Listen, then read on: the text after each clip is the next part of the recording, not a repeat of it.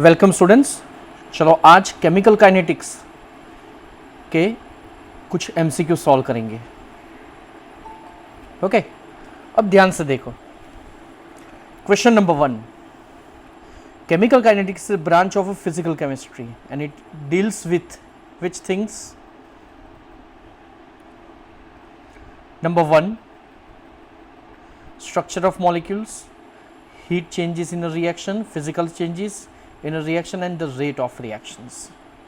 Answer is, so chemical kinetics is a branch of physical chemistry and it deals with the rate, speed of the reaction. Okay, remember this. Next,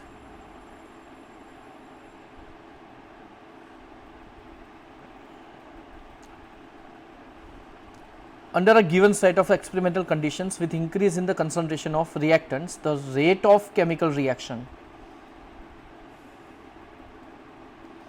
decreases, increases, remains same, or first decreases and then increases. Whenever any chemical reaction is occurred, at that time whenever the concentration of reactants increases, at that time speed of reaction increases, rate of reaction increases. So number 2 is the correct answer. Number 3 is K represents the rate constant, we know.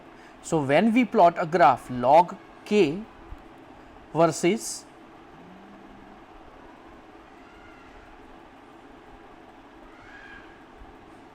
one by T, so the graph obtained is straight line.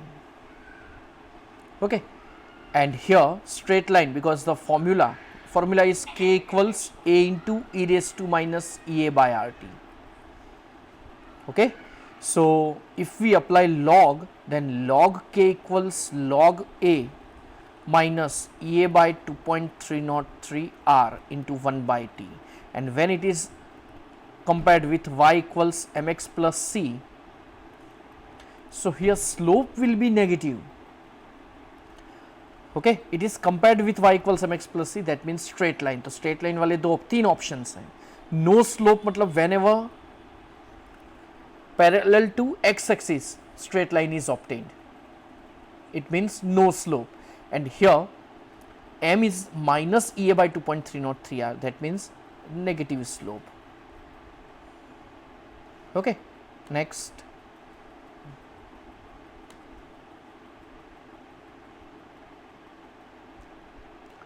Next one.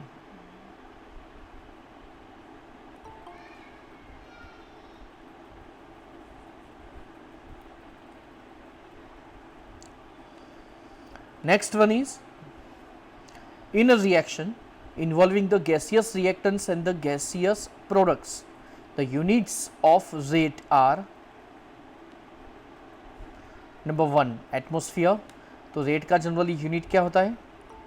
Concentration per time. Okay, concentration per time. अब यहाँ पे जब भी gaseous components होते हैं तब concentration is measured in atmosphere unit and time is in generally second और minute और आर. तो यहाँ पे सेकेंड आपको दे दिया है, तो option 3 is the correct answer. Okay, remember this. See the statement. So unit is atmosphere second inverse. Okay, next.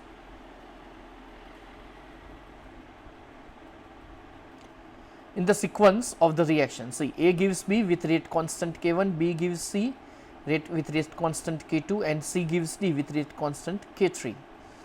Rate determining step, तो चलो इतना तो याद करो. रेट डिटरमाइनिंग स्टेप क्या था?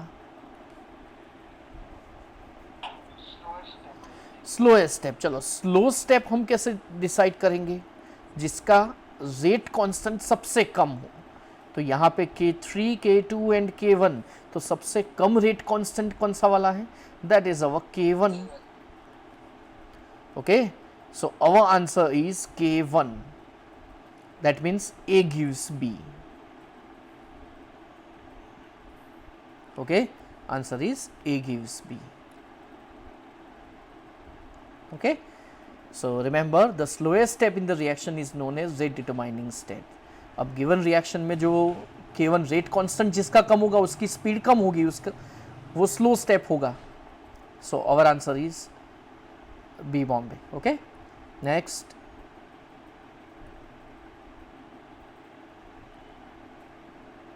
A graph is drawn between concentration of the reactants. It is taken on y axis and the time of reaction taken on x axis. The slope of tangent drawn to the graph at the point corresponding to the reaction time t into seconds. So rate of reaction, तो slope से आपको क्या मिलेगा, तो इससे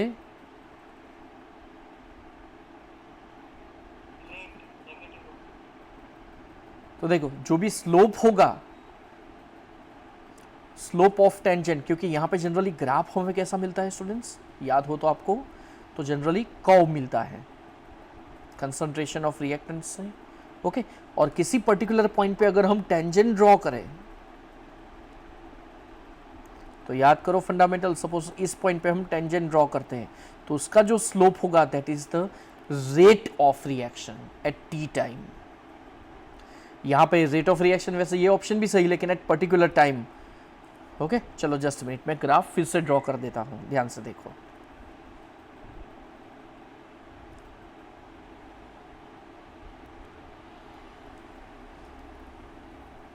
यहाँ पे हम लेंगे कंसंट्रेशन ऑफ रिएक्टेंट,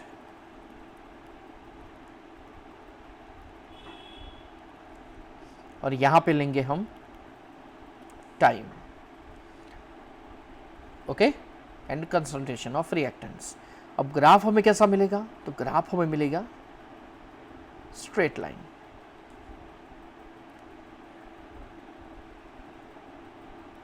ओके, और पर्टिकुलर टाइम पे हम जब टेंजेंट ड्रॉ करते हैं तो टेंजेंट हम कब ड्रॉ करते हैं कि सपोज हमें इस टाइमिंग पे रेट ऑफ रिएक्शन क्या है वो हमें फाइंड आउट करना है, तो इस ये जो पॉइंट मिला इस पॉइंट पे हम टेंजेंट ड्रॉ करेंगे. ओके, तो ये हमें स्ट्रेट लाइन मिलेगी. ओके, और फिर इसका जो स्लोप होगा that is the rate of reaction at T time. Okay, और चैप्टर 4 की स्टार्टिंग में ही रिएक्शन दी है, ये थ्योरी दी है. Okay, rate of reaction is not constant, it changes with time, so the rate of should be mentioned at the given point of time. So 3 is the correct answer. Next one,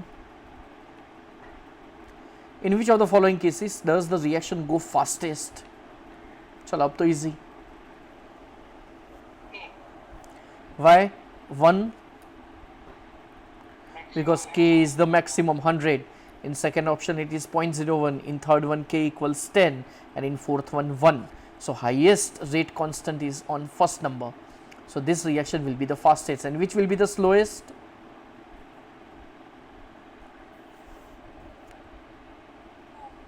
Two. Okay, second number. Good.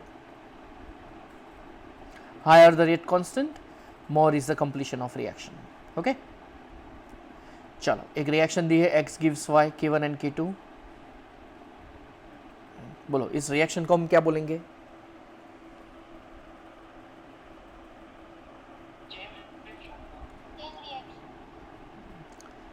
इसको बोलेंगे consecutive. Chain reaction नहीं बोलेंगे. Chain reaction में क्या होगा कि एक reaction होगी और फिर उसके दो पार्ट होंगे और फिर आगे वो रिएक्शन ऐसे ही a gives b, बी से सी एंड डी, सी में से फिर ई एंड एफ, यहाँ पे G and H.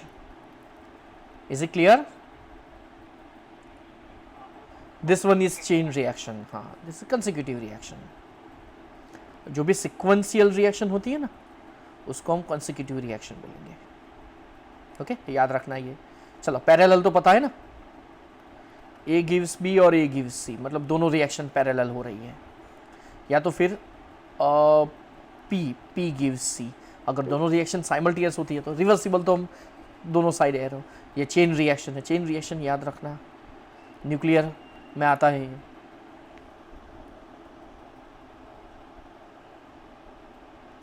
The rate of chemical reaction would increase as the reaction proceeds, decrease as the reaction proceeds. May increase or decrease? बोलो तो answer.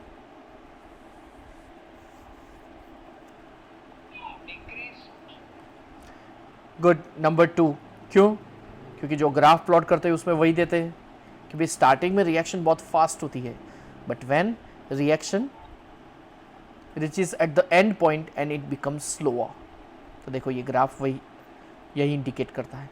Starting में मुझे अगर इतना गैप चाहिए तो उसके लिए देखो टाइम कितना है देख लो, और एंड में उसी के लिए कितना टाइम, ज़्यादा टाइम लगता है देख लो. स्टार्टिंग में हमें इतना ही टाइम लगेगा और लास्ट पे उतने ही रिएक्शन डिक्रीज होने के लिए देखो ज़्यादा टाइम लगता है. ओके, ये ग्राफ से क्लियर हो जाएगा. Next,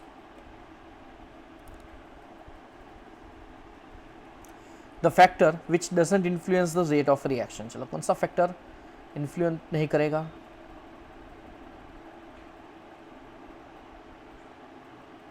easy question. Molecular mass. Molecular mass तो कुछ भी हो, लेकिन रिएक्टेंट कैसा है वो डिपेंड करेगा. कंसंट्रेशन ऑफ रिएक्टेंट्स वो भी डिपेंड करेगा. टेम्परेचर वो भी डिपेंड करेगा. As temperature increases, rate of endothermic reaction increases. as temperature increases then rate of exothermic reaction decreases. पता है ना वो तो एंडो और exothermic. Next, factors influencing the rate of reaction are nature of reactants, concentration of reactants, temperature and the catalyst. Okay, next, the rate of chemical reaction depends on the nature of reactants. अब बोलो यहाँ पे क्या होगा?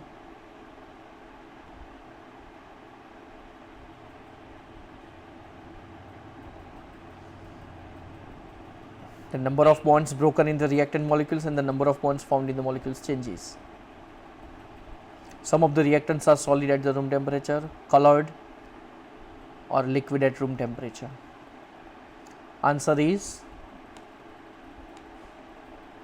for the ionic compounds the rate of reaction is very fast, but in a covalent compound it depends on the number of bonds breaking in the reactant, number of bonds making in the products. Okay, तो यहाँ पे कौन सा था answer? Number 1. Okay, first number is the correct answer. Next,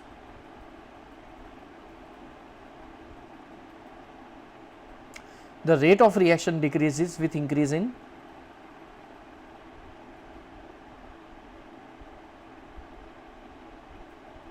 time of reaction.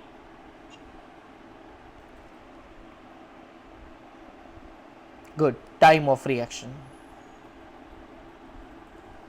Okay, rate of reaction is directly proportional to the reactants. So as time increases the concentration of reactants decreases, so rate of reaction decreases. Simple.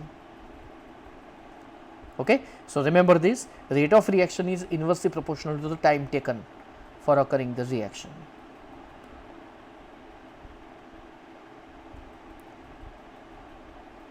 Dimension of the rate of reaction बोलो तो.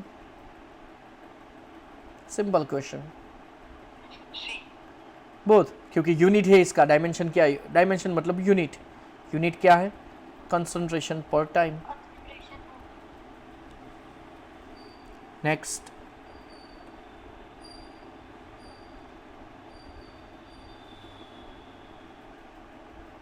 which of the following about the rate constant K of a reaction is wrong? बोलो.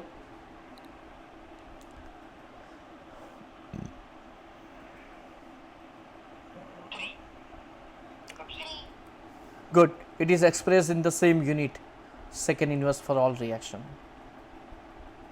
क्योंकि वो तो different होगा ना. Unit of के क्या होगा बताओ तो, याद है किसी को?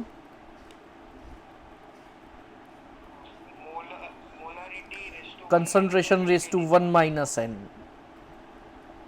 ओके, यहाँ पे जनरल फॉर्म में लिख रहा हूँ. अगर गैस है तो फिर हम प्रेशर लेंगे, but unit is 1 minus n. Power पता है ना, 1 minus n, where n is nth order reaction. और टाइम इनवर्स, तो ये है डायमेंशन। ओके, देख लो नीचे लिखा है।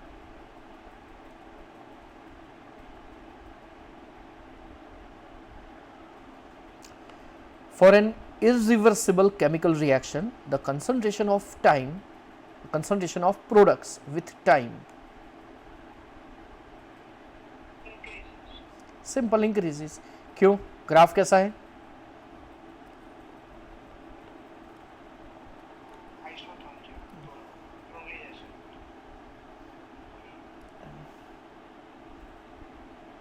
ओके, इसका ग्राफ ऐसा है, पता होगा सबको।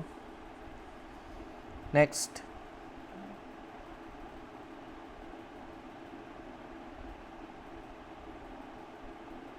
चलो, a catalyst.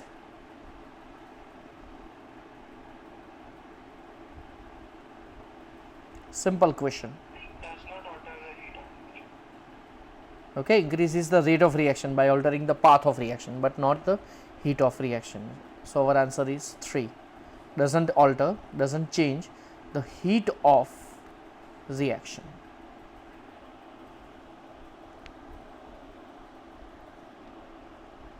Next, for the reaction 2NO2 gives 2NO plus O2, which one is false? बोलो। अब देखो, इसका एक्सप्रेशन दिया है तो एक्चुअली एक्सप्रेशन होगा क्या? Rate,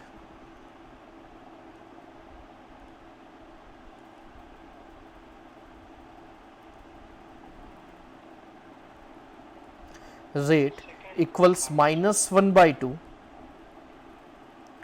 dNO2 by dt equals +1/2 dNO by dt equals plus dO2 by dt. Okay, अब ये देख लो तो number 4 dNO by dt equals twice of dO2 by dt. Okay, the decrease in NO2 and the increase in NO proceed the same rate. Is it correct? दोनों half होगा ना दोनों, तो आपको फॉल्स पूछा है। हाँ, तो दोनों हाफ हाफ हो गए, हाफ हाफ दोनों कैंसिल हो गए, मतलब this statement is true. The rate of formation of NO is twice the rate of formation of O2, ये भी सही। Number 4 is also true. The average rates of increase in the concentration of NO and O2, चलो दोनों का expression यही होगा, dNO by dt equals dO2 by dt.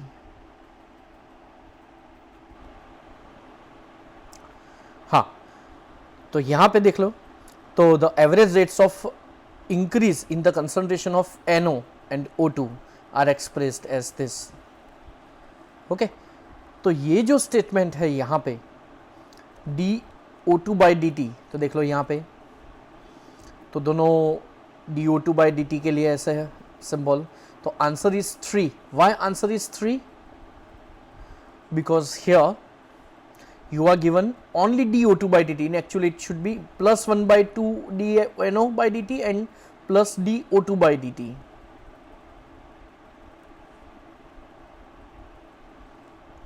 Okay,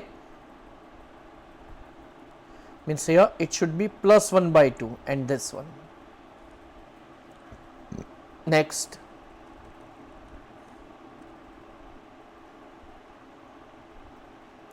the term dC by dt, C is the concentration, refers to the concentration of reactant, change in concentration of reactor or product with time.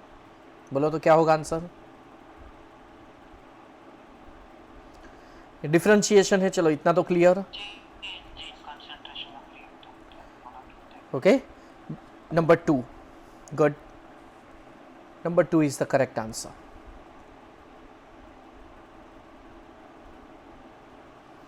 Next,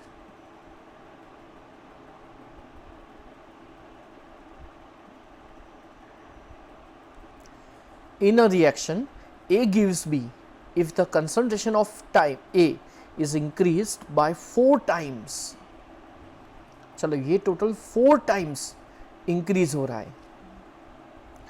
The rate of reaction becomes doubled. So what will be the order of reaction? तो चलो general formula क्या है? First of all rate का, rate equals k into power we don't know, that is the order of reaction. ये जो n power है ना, that is the order of reaction. Okay, so here rate equals k into a raise to 1. Rate suppose it is v1. चलो अब v2, अब नया rate, तो concentration of a becomes 4 times. तो a की जगह पे हम लिखेंगे 4a, power is n. The rate of reaction becomes double, means v2 is equal to 2 times v1. okay, so v2 upon v1 अगर इसका रेशियो हम लें तो यहाँ पे आएगा v2 k into 4a whole raise to n divided by k into a raise to n. चलो k cancelled.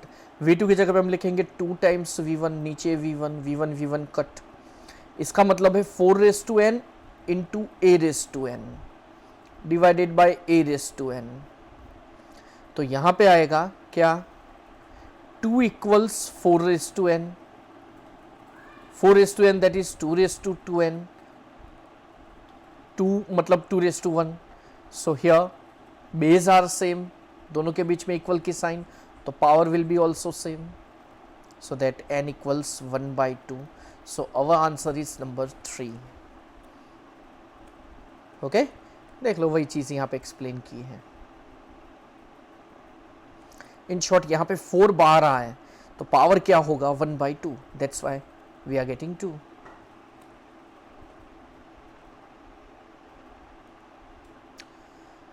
In the reaction A plus B gives products if B is taken in excess. अब देखो formula क्या है? Rate equals K into A raise to n and B raise to 1. Okay, तो चलो just minute. A raise to small a, B raise to small b. अब अगर हमने एक B का कंसंट्रेशन ज़्यादा ले लिया तो ये हो गया, उसका कंसंट्रेशन जो चेंज होगा ना वो बहुत कम होगा. तो इसका मतलब ये है कि ये K और ये दोनों नया कांस्टेंट स्यूडो फर्स्ट ऑर्डर जैसा है ये. ओके, तो यहाँ पे फर्स्ट ऑर्डर उन्होंने बता दिया है. वैसे पता होना चाहिए कि A और विथ रिस्पेक्ट टू A और विथ रिस्पेक्ट टू B क्या होगा. ओके, एक्चुअली में क्वेश्चन हम परफेक्ट नहीं बोल सकते. ओके, क्योंकि यहाँ पे उनको कंपलसरी फॉर्मूला लिखना ही पड़ेगा. तो देखो ऐसे, it is an example of. तो ध्यान से देखो, तो यहाँ पे एक चीज उनको कंपलसरी देनी पड़ेगी. वो कौन सी है मैं लिख देता हूँ यहाँ पे. तो वो है rate equals K into A raise to 1 and B raise to also 1. और अगर हमने B का कंसंट्रेशन ज़्यादा लिया तो ये K और B दोनों का मल्टीप्लिकेशन होगा नया कांस्टेंट, क्योंकि B का कंसंट्रेशन बहुत ज़्यादा है यहाँ पे. Okay, it is so much high. So new constant is obtain, that is suppose K0, तो फिर A का पावर 1 होगा. And at that time power will B of first order. अगर मैंने A स्क्वायर लिख दिया होता तो फिर ये होता. A 1/2 लिख दिया होता तो ये फ्रैक्शनल भी होता. A 0 लिखा होता तो फिर 0 ऑर्डर होता. ओके, यहाँ पे कुछ भी rate determining step, slowest step कुछ दिया ही नहीं है. Okay, next. चलो सेकंड ऑर्डर के लिए रेट कांस्टेंट का यूनिट क्या है? अगेन यूनिट ऑफ K का फॉर्मूला क्या था? Concentration raise to 1 minus n. चलो यहाँ पे सब जगह पे सेकंड दिया है, तो फिर मैं टाइम इनवर्स जगह पे सेकंड इनवर्स लिख रहा हूँ. और ब्रैकेट में लिखूंगा मोल पर लीटर, और 1 माइनस सेकेंड ऑर्डर मतलब 1 माइनस 2. ओके, चलो तो ये होगा 1 माइनस 2 दैट इज -1. तो लीटर इनवर्स का भी inverse that is litre, mole inverse, and then second inverse.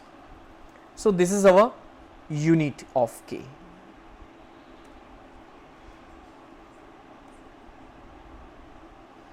Okay, number 3. चलो एक रिएक्शन दी है which is occurred in 2 steps, तो बोलो तो ऑर्डर ऑफ रिएक्शन क्या होगा?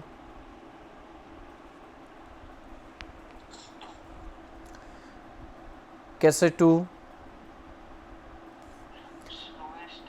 स्लोएस्ट स्टेप में A और B दोनों का नंबर 1 1 है.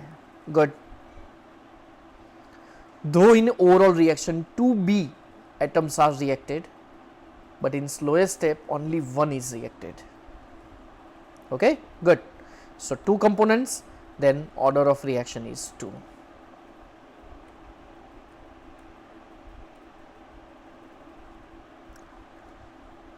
Next one.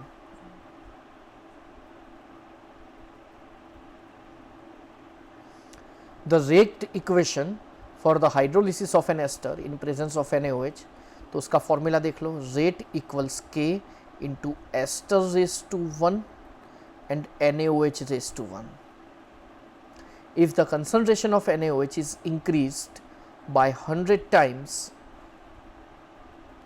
then that of ester, तो चलो ये अगर हमने 100 times किया, if the concentration of NaOH is increased by 100 times then that of ester, the rate of reaction will be, order of reaction will be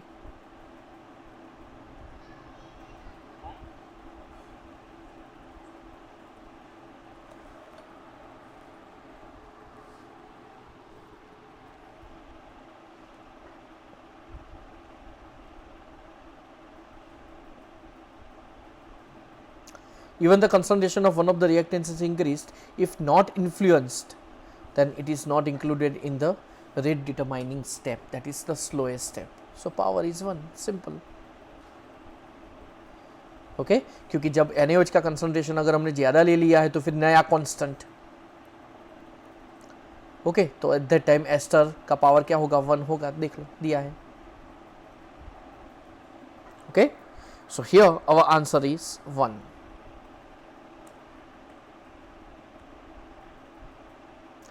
When the molecules of type A react with B in one step process, it give AB2. Okay, then rate law.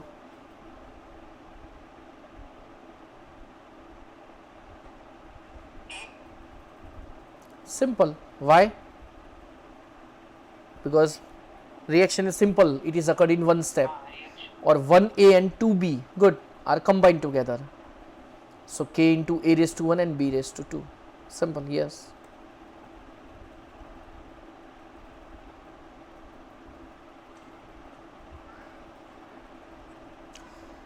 चलो एक reaction दी है, rate का formula दिया है. The rate determining step में B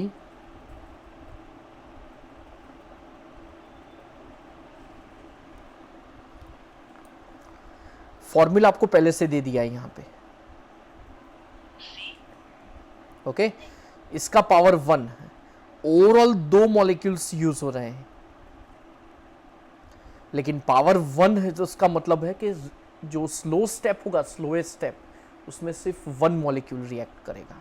और ऐसा कौन है? एक ही है, नंबर 3.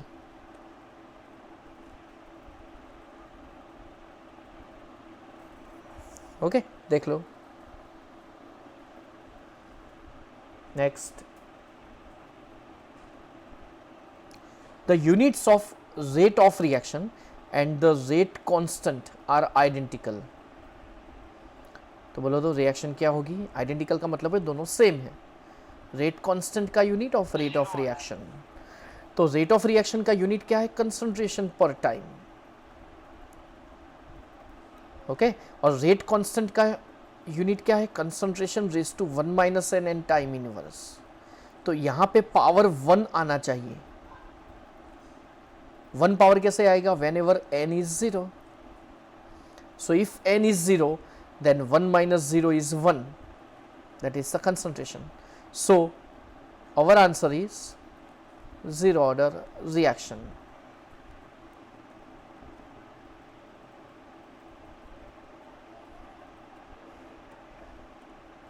नेक्स्ट, ओके, यहाँ पे एक्सप्लेनेशन दिया तो उसकी ज़रूरत नहीं है अभी। चलो, the dimension of the rate constant of second order reaction involves, बोलो, टाइम एंड कंसंट्रेशन। दोनों आएंगे, क्यों?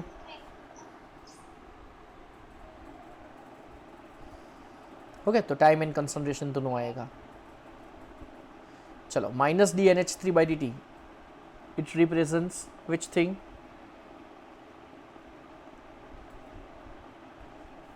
Rate of decomposition of ammonia. क्यों?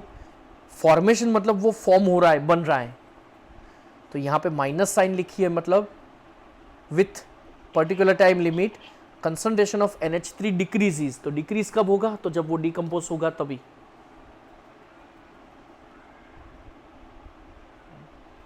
Okay, so the consumption of N2NH2 वो तो दिया नहीं है। ओके, तो यहाँ पे आएगा number 2।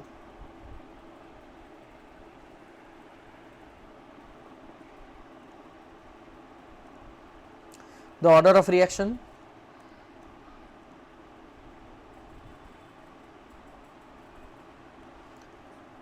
can be an integer, a fraction और ज़ीरो। ऐसा नहीं कि ज़ीरो, तो होल नंबर क्या होगा पता है? ऐसा कुछ होल नंबर, तो होल नंबर होगी मॉलिक्यूलरिटी, नहीं मॉलिक्यूलरिटी, ये पूछ रहा हूँ। वो तो पता है वैसे 1 2 3 4 all are whole numbers, okay, but molecularity must be an whole, a whole number. Next,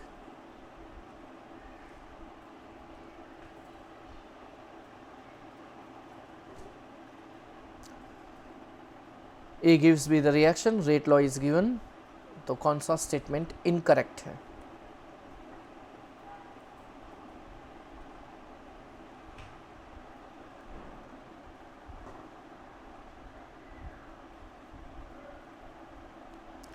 Here power is 1, that means order of reaction is 1.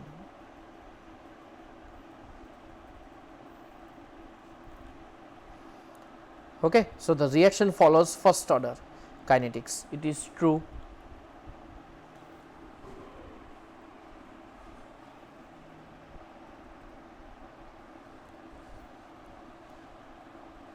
The T half depends upon the initial concentration. तो ये statement false है। क्यों?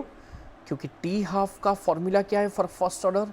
It is 0.693 by K, so there is no any initial concentration term. तो आपको शायद याद होगा T half is directly proportional to R0 raised to 1 minus n. Okay, याद रखो ये। तो अगर मैंने n इक्वल्स 1 ले लिया तो 1 minus 1 0, T half is independent from the initial concentration. Okay, so our answer is number 2. Okay, next, A is the initial concentration of reactant, then half life time for first order. बोलो तो क्या होगा? अभी मैंने सिखाया, independent of A. Okay, क्योंकि उसका formula है 0.693 बाई के। Next, dx by dt equals देखो k into a raised to 1 by 2 b raised to 3 by 2. The overall order of reaction is, बोलो,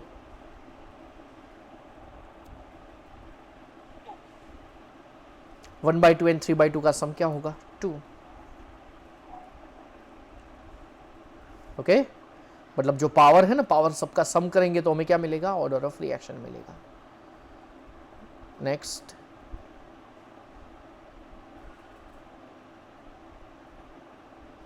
चलो, which statement is false?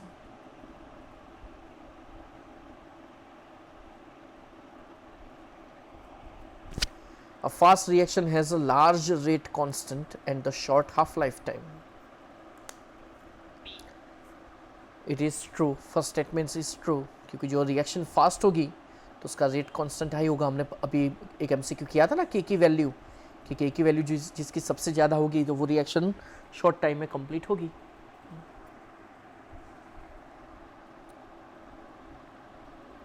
Okay, next is half life depends on the concentration of reactants for the first order reaction. Half life depends on the concentration of reactant for first order. Wrong. So this is our answer. Okay, fourth भी wrong. देखते हैं। चलो चलो, तो first is true, second is false, third देखते हैं। For the first order reaction, the half life is independent of concentration. Yes, it is true. The half life of reaction is half the time required for the reaction to go completion. बराबर तो है। T half की definition ही दी है, इसका मतलब क्या है? half the time required for the reaction to go completion. Okay, हाँ ये गलत है, ये भी गलत है। कॉन्सेंट्रेशन ऑफ क्यों? हाँ, concentration of initial concentration is halved, and that time is known as half life time. Okay, तो यहाँ पे दो ऑप्शंस होंगे, यहाँ पे जो भी दिया हो वो। चलो, hydrolysis of ethyl acetate is given, तो ये बताइए कौन सी रिएक्शन है? हाँ, गुड, कि जब भी वाटर मॉलिक्यूल ऐड होता है तब वो स्यूडो फर्स्ट ऑर्डर होती है। ओके, मतलब इसका ऑर्डर 1 होगा, मॉलिकुलरिटी 2 होगी, because without addition of water reaction will not go further, will not occur further. Okay, so water molecule यहाँ पे ऐड तो होना ही चाहिए, लेकिन there is no change in the concentration of water during the reaction, that's why it is constant and new constant, so power will be only 1. Okay, so this is pseudo first order reaction. Good.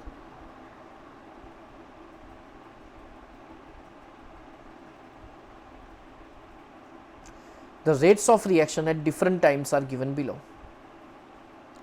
चलो बोलो, order of reaction क्या होगा इसका?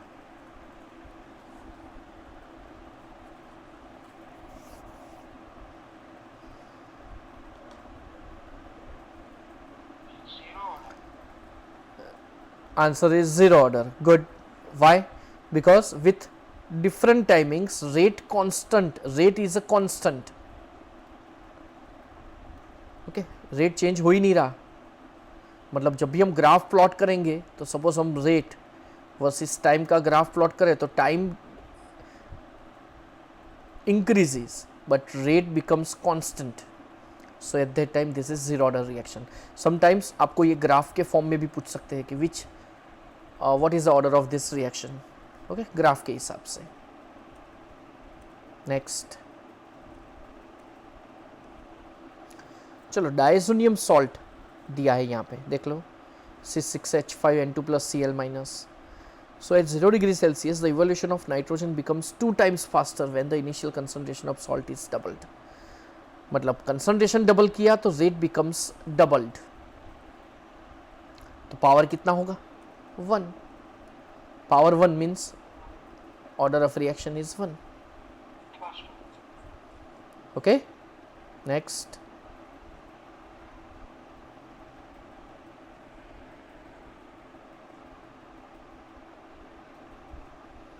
Next,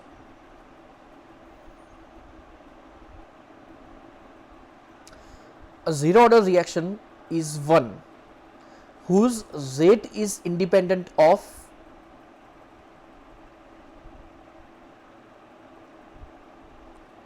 कोई भी zero order reaction होगी तो क्या होगा? रेट इक्वल्स के कंसंट्रेशन रेज टू हम क्या लिखेंगे? 0. So our answer is it is independent, whose rate is independent of the concentration of the reactants. कि concentration आप कोई भी लो, rate doesn't alter. concentration of product नहीं, product तो कुछ भी मिलेगी, actually ये reaction हो ही नहीं रही ना, क्योंकि हम concentration कुछ भी रख रहे हैं, rate तो constant ही है। concentration of product नहीं, फिर अब हम जनरली क्या करते हैं, जब भी रेट लो या तो फिर ऑर्डर ऑफ रिएक्शन देखते हैं ना, so we will consider only the concentration of reactants. Okay, ये कंसंट्रेशन ऑफ प्रोडक्ट हम कंसिडर ही नहीं कर रहे हैं, तो फिर इंडिपेंडेंट, वो इंडिपेंडेंटली फिर रखेंगे। ओके,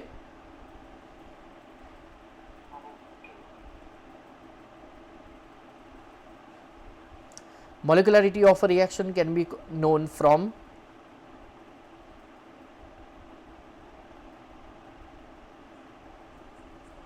बोलो तो। stoichiometry of स्टोइकियोमेट्री का मतलब क्या है कि सपोज एक रिएक्शन हो रही है, a plus 2b plus c gives d plus 3e, तो इसकी मॉलिक्यूलरिटी आपको कैसे पता चलेगी कि यहाँ पे टोटल कितने मॉलिक्यूल्स रिएक्ट कर रहे हैं, तो 1, इसके 2 और इसका 1, टोटल कितने हुए 4, so it's molecularity is 4।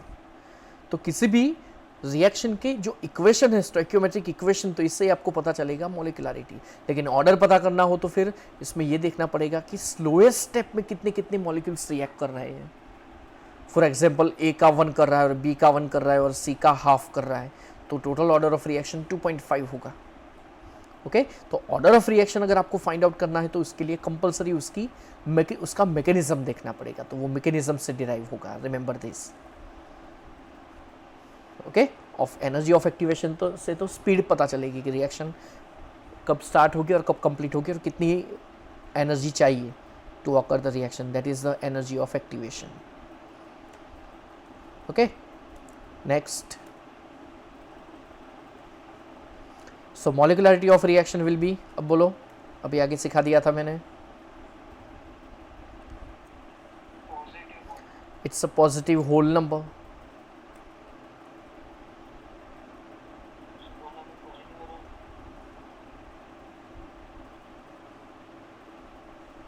Okay, next, which statement is correct? Molecularity of the reaction is same as the order of reaction.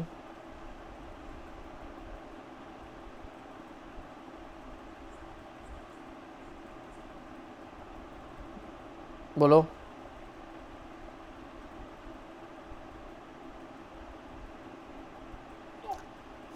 In some cases, order of reaction may be same as the molecularity of the reaction. अगर different in some cases क्यों लिखा है पता है? Suppose मैं reaction लूँ ना, H2 plus Br2 gives 2HBr, तो इसकी जो ओवरऑल रिएक्शन है ना, उसमें K into H2 into Br2 raise to 1/2 आता है। अगर मैं रिएक्शन लूँ H2 plus I2 gives 2HI, तो इसके लिए rate equals K into H2 into I2 आता है। ओके, तो इन सम केसेस इसलिए लिखा है कि सेम भी हो सकता है और डिफरेंट भी हो सकता है। मॉलिक्यूलरिटी कभी फ्रैक्शनल तो होगी नहीं, कभी जीरो तो होगी नहीं, हर बार सेम होगा वो भी नहीं हो सकता। ओके, इसके जैसा एक एमसीक्यू मैंने देखा था, चलो साइड में यहाँ पे डिस्कस कर लेते हैं, ध्यान से देखना। AA plus BB gives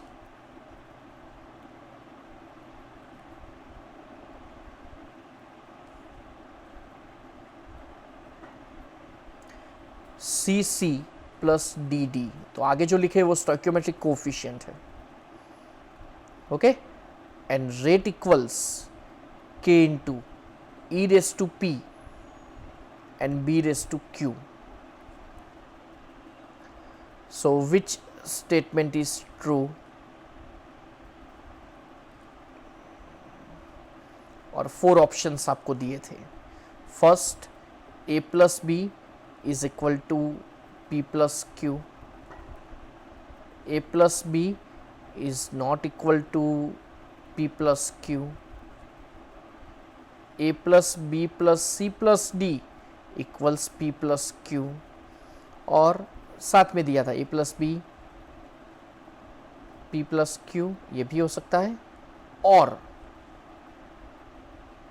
A plus B is not equal to P plus Q, ये भी हो सकता है। तो यहाँ पे उसके लिए आगे एक वर्ड आना चाहिए, ओनली दिस ओनली दिस और बोथ। तो डी सेम हो भी सकता है और नहीं भी हो सकता है। सर बोलो। સર મોર પ્રિસાઇઝલી આપણે એવું કહી શકીએ કે a plus b is greater than or equal to b plus q। नहीं, सेम भी हो सकता है और डिफरेंट भी हो सकता है, बस बात खत्म। ग्रेटर देन और इक्वल टू। नहीं, ऐसा ही ग्रेटर इक्वल नहीं, अब देखो उससे तो कम ही होगा, ज़्यादा तो कभी होगा ही नहीं। ओके, जनरली लेस ही होगा।